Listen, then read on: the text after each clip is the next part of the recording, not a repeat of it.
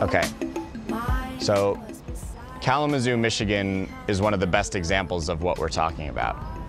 In Kalamazoo, we had 3 people that hadn't worked together in the past come together because they'd heard of this idea of the Permaculture Action Tour and saw it was coming to Kalamazoo, and they wanted to host an action day.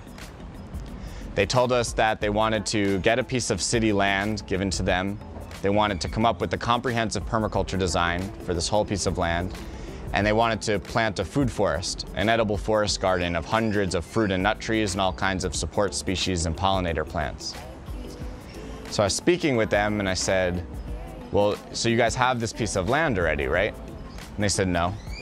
And so this group of a few people got in touch with the city. They got this humongous riparian piece of land given to them. They designed an entire edible forest garden for it. They got in touch with all the local nurseries and tree providers. They got over 100 fruit and nut trees given to them, along with all kinds of pollinator species and perennial vegetables and other useful plants. They started a crowdfunding campaign and raised all of their own money.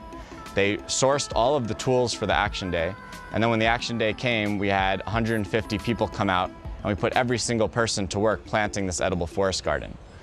So that is the beauty of people stepping up and acting and becoming organizers in their own communities. Jasmine and Aaron and Zach and the Polish ambassador, we didn't do any of that. We just connected the dots and gave a little bit of inspiration. But it was really the local organizers that hadn't even done projects like this in the past that stepped up and made all of this happen, and it was one of the most beautiful action days that we were a part of.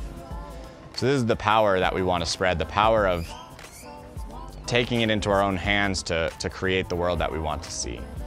And it's the power of turning a consumer or an observer into a participant and an actor and an organizer that this tour really catalyzed.